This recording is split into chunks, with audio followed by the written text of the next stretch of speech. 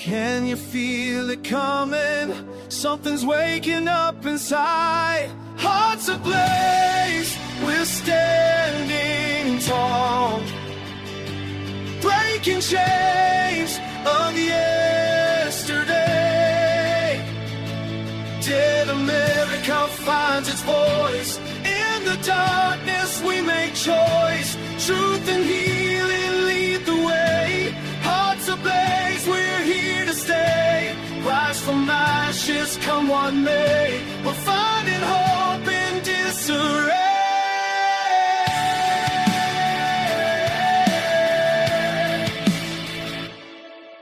Today we're speaking with Dr. Sheldon Greaves.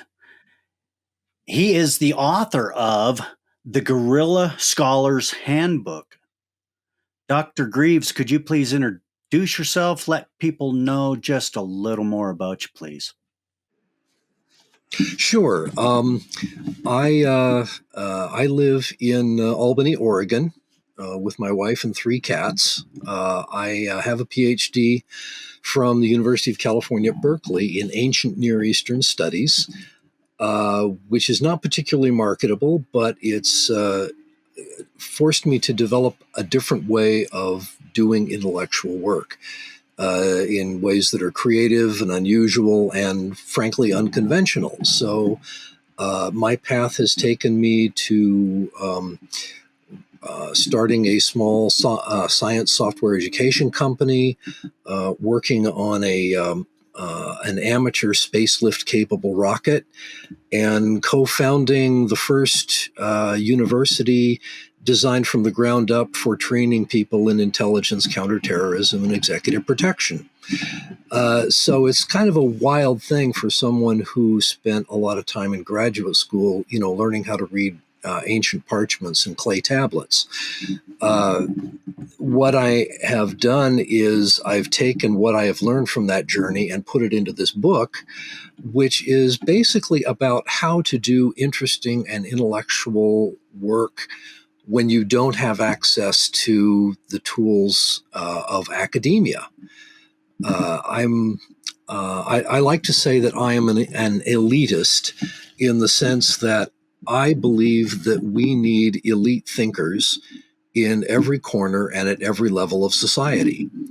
And my book is a pathway to making that happen, both individually and using a life of the mind, a collective life of the mind, as a way of enhancing and augmenting our social lives, our community lives.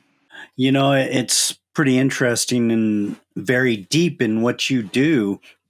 So talk to us first about why did you decide to write this book, and what do you think that it will add to our society? Well, what kind of started me going on it was actually another book that I encountered back in this would have been the late 80s.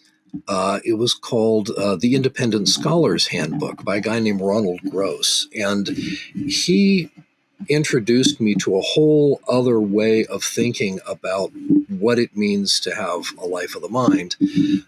He pointed out that a lot of the most innovative and interesting thinkers were people who were outside of academia. Back at that time, people like Buckminster Fuller, Barbara Tuchman, Betty Friedan, Eric Hoffer, people who made a real difference but were not associated with the university in any way. Now, I went to the university because it was just kind of a path that I had been on for a long time.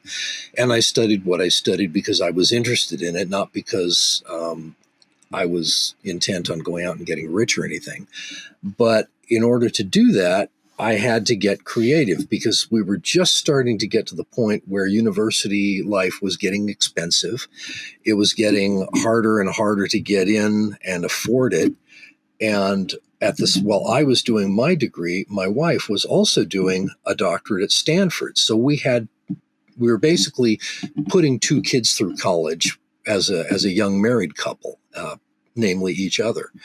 So it seemed to me that there was something to be said here. And as the years went by and I found myself doing all these strange and interesting things, it occurred to me that this might be something that someone else who didn't get a chance to go to university might find interesting as a way of enhancing their own life. Now, it started out as a love song, basically, to a life of the mind. But in the last few years, obviously, things have changed. We are now living in a time when higher education and even the very idea of truth is under attack. And it strikes me that one way to fight back against that is to create a society where honest dialogue and critical thinking and a love of learning is respected and cherished and nurtured. And so it started out as a love song, but it's kind of turned into a manifesto. So while the book has a lot of tips about how you can do research when you don't have access to a university library or various disciplines that will make you a better thinker and a better scholar, there's also, for instance, a very extensive chapter on dealing with disinformation. And there's another chapter on how do you conduct a learning community when you're in a situation where the powers that be are doing everything they can to quash that.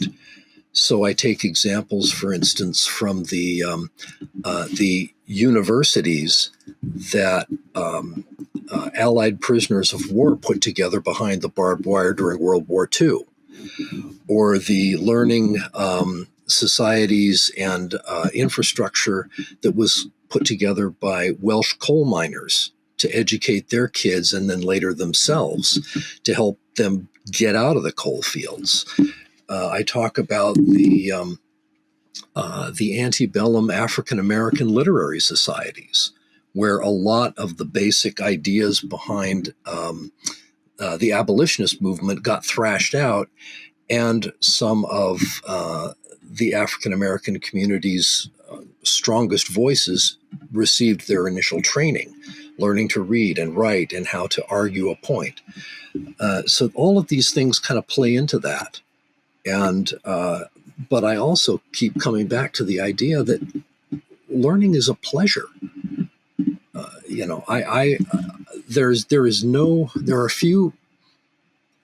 There are a few phrases that perplex me more than the phrase makes learning fun.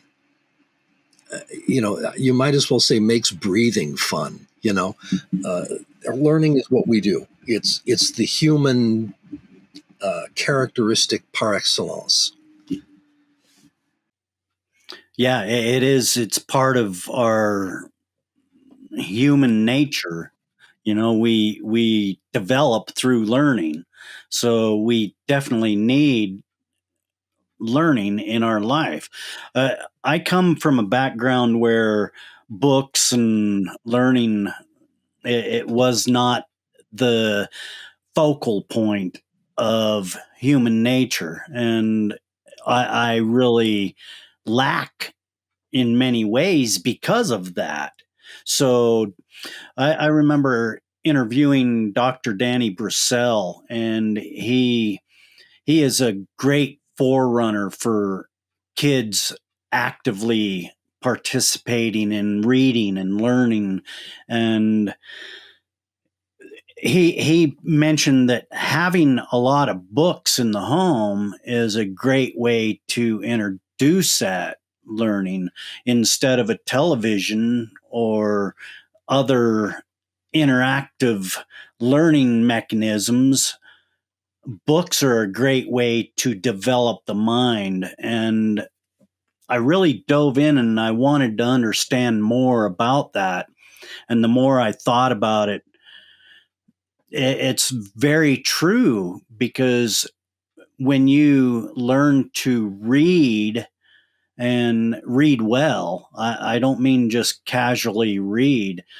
I'm talking about diving into what reading actually is, learning. This helps us develop a lot better, because if you're reading, it makes your mind more active. You have to actively think, a red dragon, what does a red dragon look like? And you have to imagine this. So it expands your mind a lot more. What what is lacking in our world today is that physical reading. Books should be at a hand throw away, and we lack the understanding of the importance of diving into a book. And I did not do that until I was in my 40s and getting close to my 50s. So now I am actively reading all the time, and I'm learning that, hey, my mind is expanding better because I have to do those more intricate details of learning by imagining and growing with my learning. What's your thoughts on that? Well, you have nailed an incredibly important point. When I was growing up, when we were growing up, my mother was very active with the local public library in Salem, Oregon.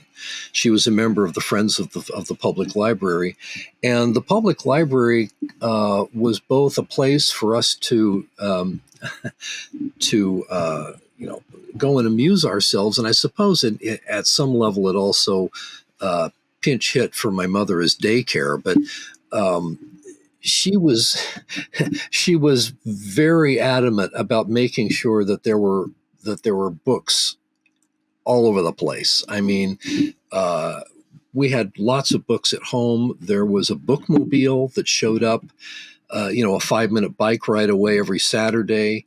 There were book sales where you could go and, like every 6 months or so, the library would sell off books that they weren't using anymore. Hardbacks were a quarter and paperbacks were a dime. I spent $6 and got an entire encyclopedia set, um, and that that stuck. And, so, I mean, you can see behind me, the whole house is like this, and my wife is just as bad as I am. We're not good for each other when it comes to, accumulating books. And it's not entirely true that I married her for her library, but, uh, you know, um, the, the experience of a book with actual pages, it's not just that you're interacting with it the way you describe so well. There is now a solid body of evidence to show that when students learn to read from a screen versus learning to read from the printed page, it's not as effective on a screen. If you get to the end of, like, say, 6th grade, the students who have been reading off of a screen are on average about 2/3 of a year behind the students who've been reading off dead trees. And I can't really make any offer any explanation as to why that's true, apart from some kind of a lack of interaction. I don't have any kind of scientific or empirical explanation for that, but that does seem to be the case. The other thing too is that I do like to go through a book, and I will mark things in light pencil or make little notes in the margin. There's a wonderful old Jewish saying: "A virgin book bears no offspring." You know, and I think there's a certain amount of truth to that. My book is the result of many other books with lots of underlining and margin notes. So you can't really do that on Kindle. I mean, they say you can, but it's not the same thing. Yeah, it's like an extra effort beyond, and it breaks you from what you're doing instead of that quick jot hand and eye go together well, and when you break that, it like takes you away, and then you have to regain your consciousness. And there's a study about that also. When you break away and you have to come back, it takes your mind a certain amount of time to refocus and regather. So if you're doing that, you know, pen and eye to paper, you don't break away, and you can actually focus better. So our learning standards have dropped in a way by going to these electronic devices, and it's it's really caused distractions in many ways. And I'm wondering, it is a great augmentation of learning, but should it be the forefront of learning? I don't think so. I don't think it should be at the forefront. It's a tool like any other tool, but you don't use a hammer for everything. The other problem that I find is that uh, every new piece of technology brings unintended consequences in its wake. And one of the problems that I have found with this kind of technology, at least in the schools, for the last couple of years, I've been working as a substitute or an educational assistant in the local school district. And there was this one class that I was helping out in. This poor teacher was dealing with 32 kindergartners, and they all had their iBook, their iPads, and they were all trying to log into the system. Trying to get 32 kindergartners to all log in to a network in a timely manner, it's like asking a starfish to do brain surgery. I mean, it took 45 minutes to get everybody logged in. And by that time, and this was pretty typical. I mean, that was on a good day. The technology, frankly, is buggy. It's not terribly, it's not always reliable. And then once you get to it, it's a lot. So much of what is being done there just replicates what was done with a worksheet. Now, in the past, I will say, grading those worksheets took a lot of time. The computer saves a lot of time for the teacher in that respect. But does it save as much time as it takes to get everybody logged in and doing their stuff? I don't know. On the other hand, I've seen fantastic use made of YouTube videos and things of that sort. Well, let's find something, boom, and it makes things a lot easier. And for certain kinds of teaching, that's great. I have no problem with it. But the other problem, of course, is during the pandemic when a lot of education was conducted over Zoom. And that proved to be problematic because not only was the education not getting through as well, there was a lack of socialization among the students that is still being felt. The effects of that are still being felt even years later, as those kids that were kind of not quite socialized are still trying to get that act together as they move through the system. So, and now, of course, we have AI and ChatGPT and all that sort of thing, which is giving kids an excuse to write something without thinking about it, and that's deadly. Yes. Yes. That you hit it right there, and really AI is just pre-programmed information that these models have been programmed to output. So when we think about that, you have to really go through and edit this AI. I use Descript for my transcript, for instance, and I would say that transcript is maybe 89 to 90% accurate, but you need that human oversight to go through and edit that and make sure that it's accurate to the 100% mark, or else it's like you said, there's a lot of people just, oh, that's good enough, and they let it go. But like you said, it's an excuse to just get by.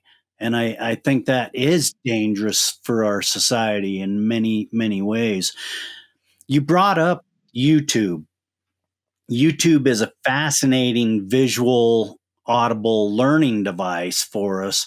And it takes me back to, when I was in school, those big reels would be pulled out and the projector set up and we would watch shows, so that was one of the best times of learning for me in the classroom, because it was an image that I could get into.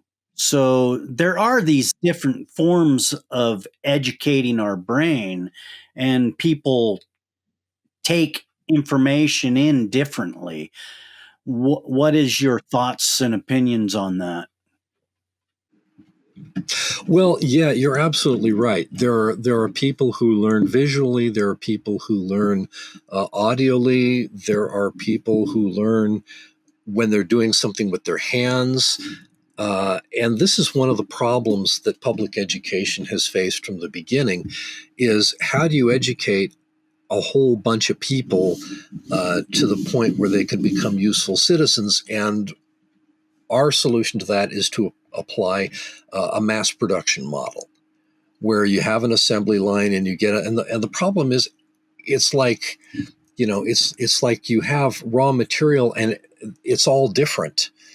And you can't always adjust for it. And people kind of get squeezed into the square peg, gets squeezed into the round hole. Sometimes you can make it work, sometimes you can't.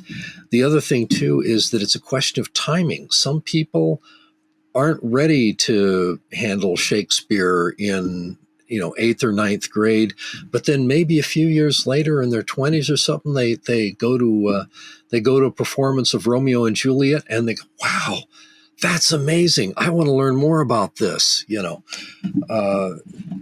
Or again, it's a question of timing. Now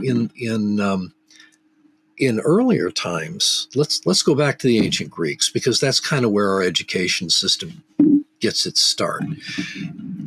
There were no grades, there was no graduation, there was nothing like that. Education was just kind of what you did, especially if you were a gentleman of means. In fact, our word school comes from a Greek word skole, which means leisure, because that was considered to be the appropriate activity of a gentleman of leisure. And you educated yourself so that you could hold your own in freewheeling discussions about the big ideas with the smartest men in town. And freewheeling discussions about the big ideas between the smartest men in town was also a pretty good description of Greek democracy. So, here we are, we've got this need to have a citizenry that is educated, and especially now when that educational system is under attack. I mean, we have. Okay, I'm rambling a little bit here, but it is a national disgrace, in my opinion, how school teachers are treated in this country. They're underpaid, they're overworked, and it has been demonstrated on more than one occasion that they are literally willing to take a bullet for their kids. But we're going to blame everything on them anyway.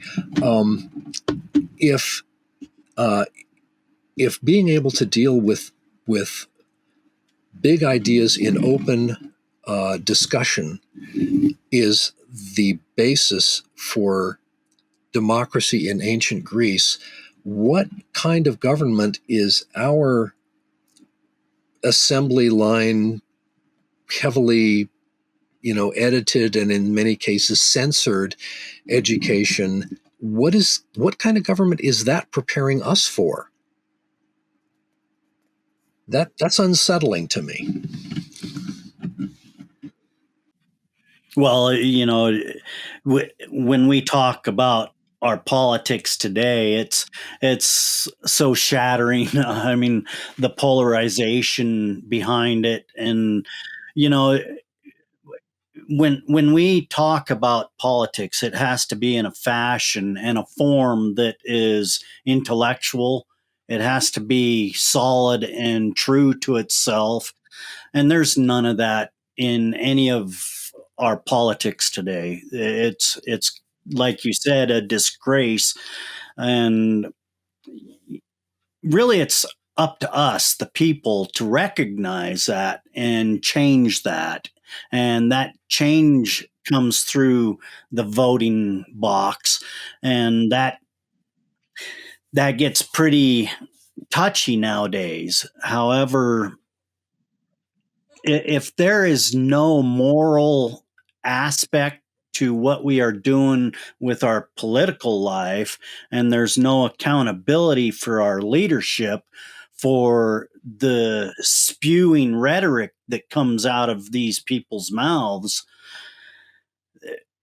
what are we as a society? You know, really, Sheldon, we as Americans, yeah, yes, we're finding out, and we as Americans, the world looks upon us after World War II like this leadership role was thrust upon us, and yet we have we have destroyed the value in the trust of leadership. And it's hard to trust leadership and authority and science anymore. And that degradation of our learning capabilities is extremely important right now. We have to reassert to individuals it's okay to be where you are, and like you just outlined, it takes time to learn, and learning comes when it's accepted. So yeah, our leadership and what we are thinking about is really off, in my opinion. And I think we need to bring it back to the teachers.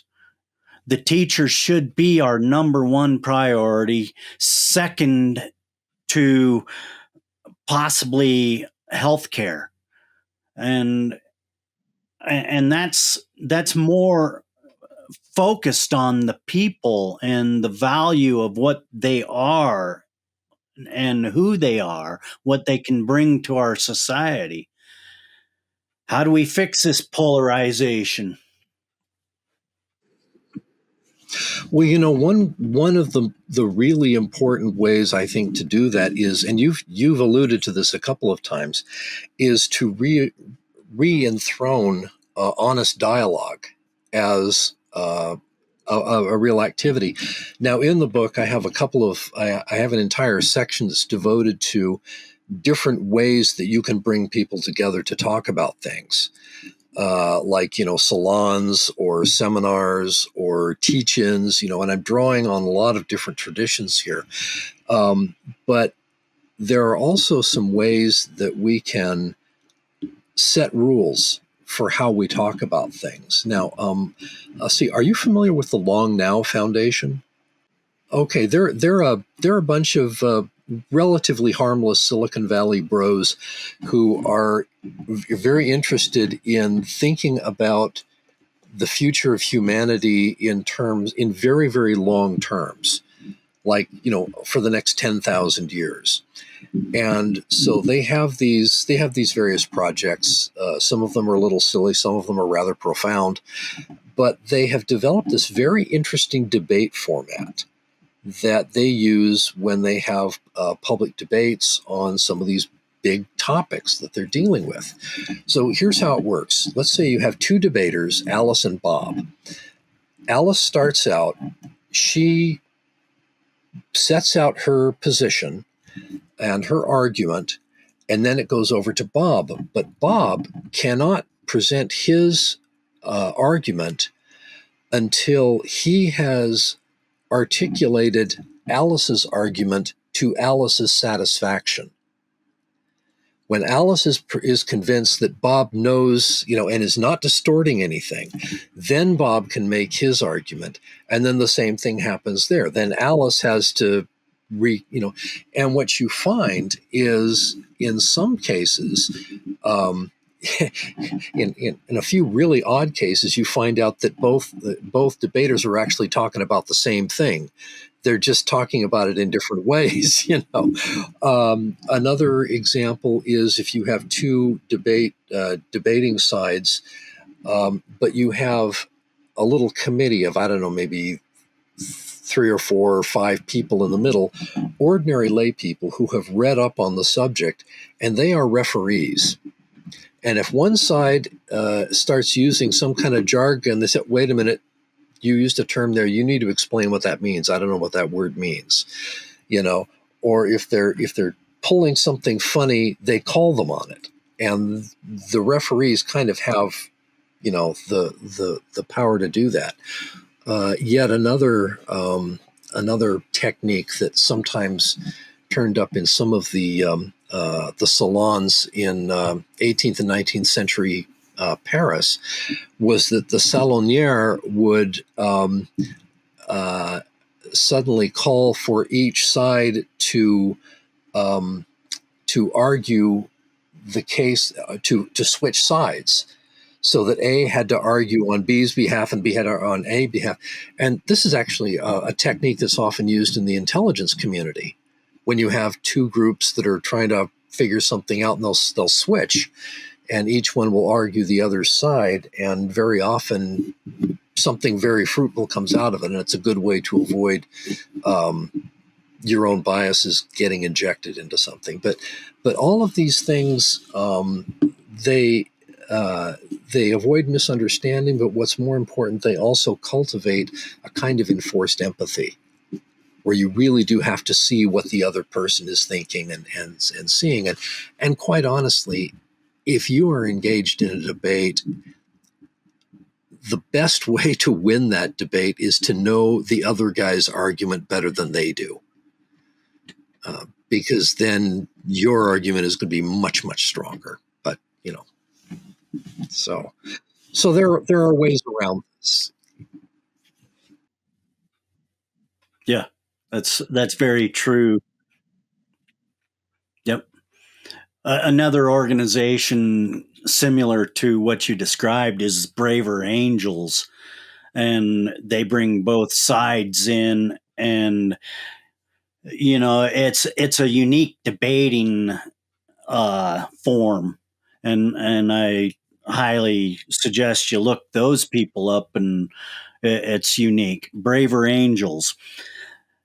So yes, I believe they're based out of Canada, if I remember right. It's been a little while.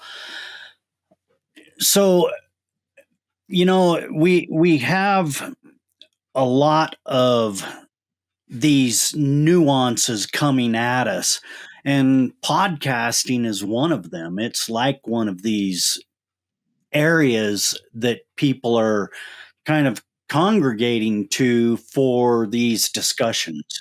And I'm finding that more of the medium to long form discussions are now being popularized and being presented to people, and it's more acceptable. And I feel that this is a great way to entice learning in our communities, to bring more of this free nature podcasting to our society.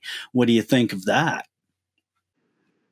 Oh, I think it's a wonderful development, and I think it reflects the fact that people are hungry for quality content, for meaningful discussion, and something that isn't just somebody up there staring wild-eyed and spittle-flecked and yelling into a microphone. That gets old after a while. It's exhausting. And in some cases, I think that's the point. But I'm delighted to see it. And I'm also, very pleased to see that I frankly, when I started looking for, at podcasts where I could promote the book, I was astonished at the range of and number of podcasts that are out there. And I just think, wow, that is great. We need that. We need that desperately. So, kudos, keep it going. Let's continue. We may not have public broadcasting for that much longer, but it's not like we don't have the public who is broadcasting or podcasting. So public broadcasting gives way to public podcasting. Yes. I think that's a great point you bring up.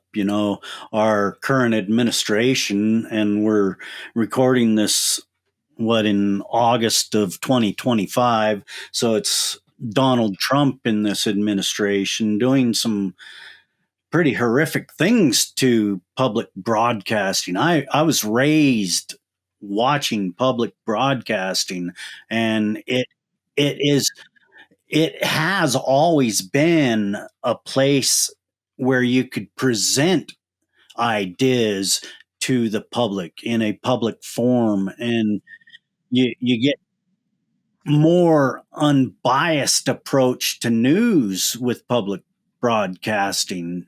And yet we're seeing this diminishing effect on all of these things that matter to our society through our current administration.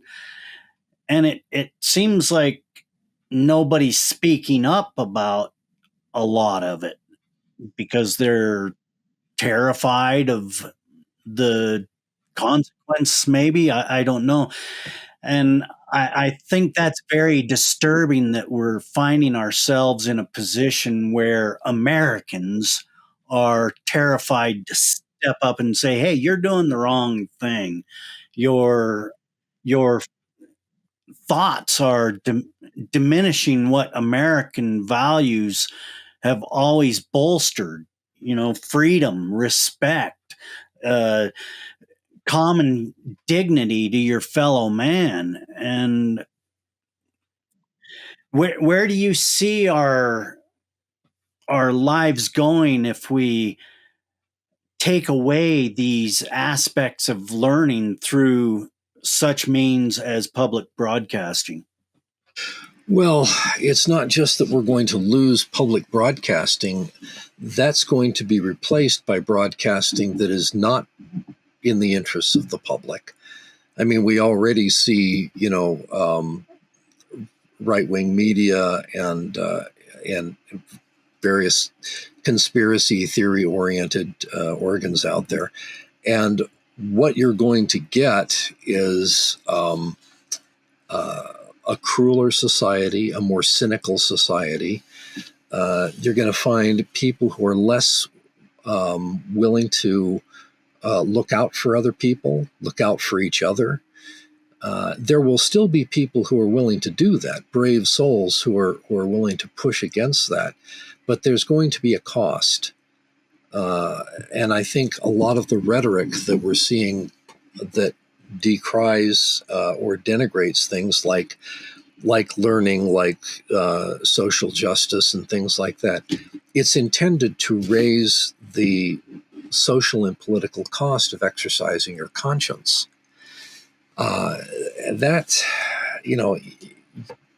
There are other regimes out there who have done that sort of thing.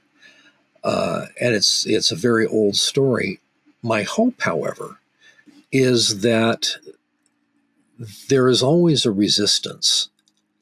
And sometimes it takes decades to find its way out. I'm thinking, for instance, late 19th century Poland was under Prussian rule at that particular moment, and the government closed the universities to anyone who wasn't male and a friend of the government. And so the people of Poland, the disenfranchised university people, they set up their own secret universities. They were called flying universities because they had to keep moving around to stay ahead of the authorities. And they proved to be very effective. In fact, one of their innovations was that they admitted women. Oh, heavens!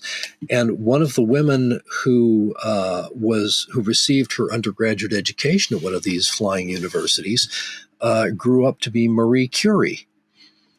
And there was this came back. The flying universities came back to Poland during the communist years. And one of the people who received his education in this secret underground university, we know him as Pope John Paul II.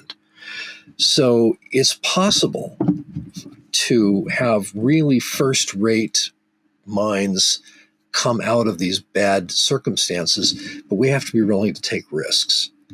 And we have to be willing to equip ourselves with the kinds of tools that I have tried to lay out in this book about not just thinking and reading and researching, but organizing and learning to talk to each other, even if we have to do it in a whisper. And that's not the American way. And it's hard for people to understand that because we've lived under these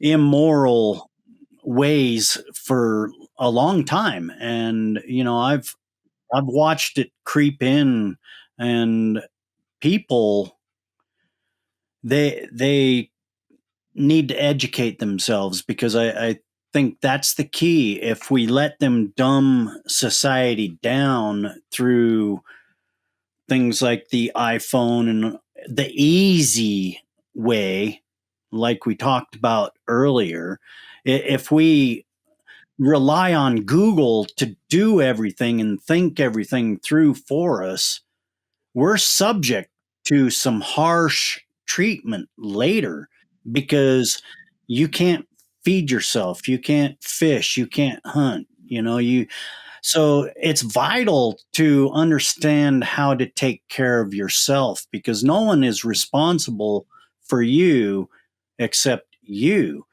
And I think that's critical in these days to understand. And through my research, I found out that your book offers information on how to find resources and sources of information that is true and accurate and correct. Could you talk to us about that section? Sure. The problem is that everybody lives in a bubble. It's sort of in the same way that everybody is on a diet. It's just that some diets are deliberate and some diets are not. And so how you curate your bubble is very important. So as I mentioned earlier on in the broadcast, I spent some time with the intelligence community. And one of the things I learned was that as an intelligence analyst, what differentiates you from a run-of-the-mill scholar is that the intelligence analyst has to always be aware of the possibility that someone is trying to spoof them. Someone is trying to deceive them. Well, we're all intelligence analysts now. So what you have to do is you have to be very deliberate about what your sources are. You have to, if you have a source that, tells you that something is one way consistently, and it obviously turns out not to be the case, and they don't correct themselves, then you kind of have to just, I don't accept that from them anymore. There are some sources that are good on some things, bad on others. The Wall Street Journal is pretty good on business stuff, but their editorial page is full of cranks. So I don't pay attention to the editorial page. You know, that's part of it. You have to be kind of strict about who you listen to, and if they don't measure up, you stop listening to them. Now that's one side. Another side is that there are people out there who do know stuff that don't really have a vested interest in pushing one agenda or another. And interestingly, at least for the moment, one of the best sources of that is the U.S. government. So by law, every congressional district has to have at least one government documents repository that is stocked with stuff that comes from the government printing office or the superintendent of documents. And one of the things that you can access there is a guidebook to that is basically a catalog of government experts. So if you want to find an expert on, salmon populations up here in the Pacific Northwest, that's a big thing. You can contact the government documents repository or go there, and one of the people there can point you in the direction of some person, give you a name and an email address or phone number of 2 or 3 people at Fish and Wildlife who are experts in that and can help you. And there are of course other services like that serve like journalists and that sort of thing, but this one is free. Well, for the moment anyway. Who knows? They may try to privatize that. So that's one example. Another example is making better use of your public library. The thing is, there is so much more in a public library than just what's on the shelves. Get to be good friends, get to be on a first name basis with the reference librarian. They are wizards. They can find stuff that you had no idea was even out there. And that's another thing too, is that Google doesn't have everything. Maybe, between 5, maybe optimistically 9% of the web is actually indexed by Google. The rest isn't. And there's also huge bodies of knowledge and information out there that is never going to get on the web because of copyright rules or other intellectual property laws. There's no way they're going to let that on the web, because then they'll lose control of it. But the librarians, they can figure out how to get that stuff. Now, another problem is that academic journals are almost impossible to access for ordinary people because they're sitting behind these ridiculous paywalls where it costs you, $40 to download a PDF of a 10-page paper. But there are now networks out there where you can look for these things. Like there's a trick you can use on Twitter, X, whatever the hell they're calling it now. I think it's the hashtag #ICanHasPaper or something like that. It's in the book, where you put that out there with the title and the author of a paper that you're looking for, and if someone can see that and say, "Oh, I've got a copy of that. Here, I'll send it to you." There are also a lot of, frankly, pirate sites where they have literally millions of academic papers and research and even entire books that would normally be behind paywalls, but they're out there and you can get them. And downloading it, technically that's illegal, but so is jaywalking. That's kind of my attitude towards these sorts of things. So there's a whole lot of different ways that you can access information, and quite honestly, the more laterally you think, what you'll often end up finding, the real payoff is when you find something that no one else knows about. I mean, no one else knows about. And that's when it really gets fun. So there are a lot of opportunities, I think, out there for independent scholars, for guerrilla scholars that aren't working under the kinds of funding and disciplinary constraints that academics have. And they also aren't working under the same constraints of where they get their information. There's a whole area of inquiry out there that's just waiting to be tapped. And I think that guerrilla scholarship is a way to get out there and do that, and in those at the same time improve the quality of our discourse and our political thinking. Yeah. Yeah, I like that a lot. In essence, we all should be polymathic and we should be autodidact. And that's when the true learning begins. And that's when you can talk about the love of learning. Forced learning through the institutional values. I'm not convinced that is really the way to have our communal dialogues per se. And this new frontier, if you will, is allowing people to discover that they do have things to offer. So, it's been fascinating speaking with you today. It just got started, it seems. I could speak for hours with you because you are a wealth of knowledge. Could you tell people how they can get a hold of you, get in touch with you, get involved with what you're doing? Sure. Well, let's see. You can find my book on Amazon. It's available in hardback, softcover, electronic copy, and it's published through spines.com. And if you go through them, you can access various platforms that have the audiobook. So there's that. Probably the best way to get a hold of me is to email me at Sheldon at gorillascholar.com, and that's with 2 R's and 2 L's. Just look at the title of the book, because gorilla can be spelled with 1 R or 2. Either one is apparently okay.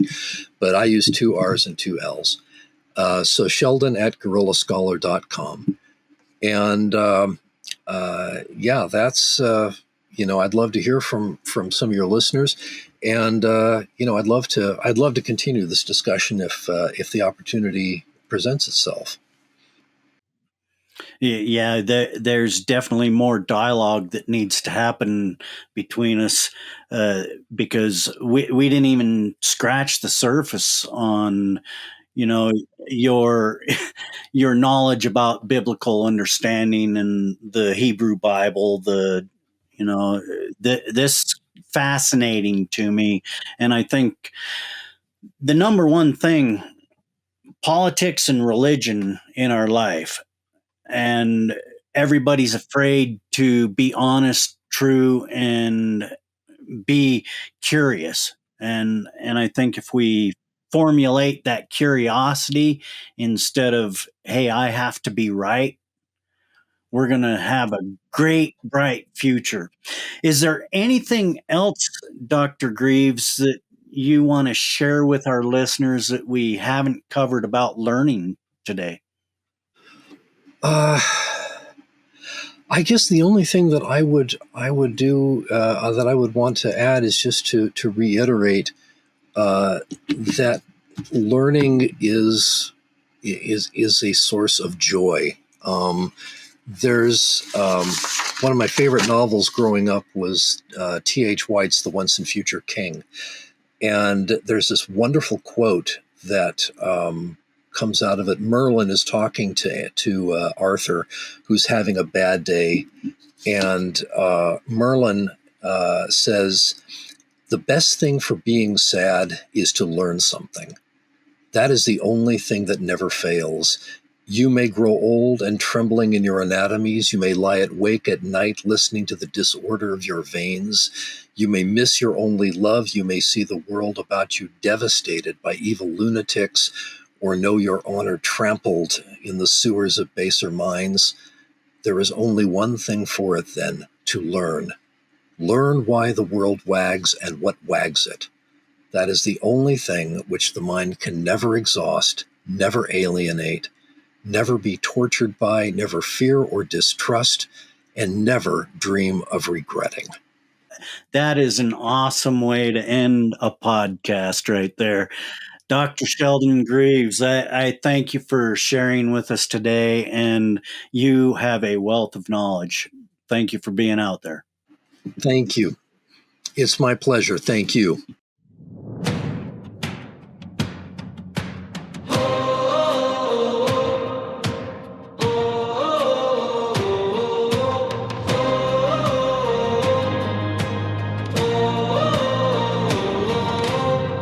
Shoestring dreams in the neon glow.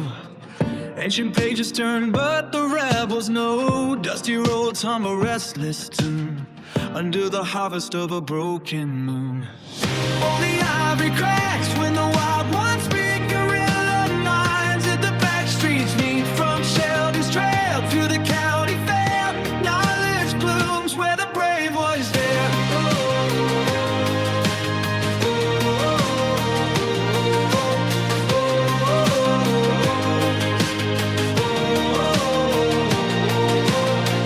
Blackboard rivers and chalk dust skies. Every whisper wears a disguise, but the harmonica calls through the hollering pine, breaking chains with a voice divine. Schoolhouse doors swing wide tonight, lanterns burn with stolen light. The quiet world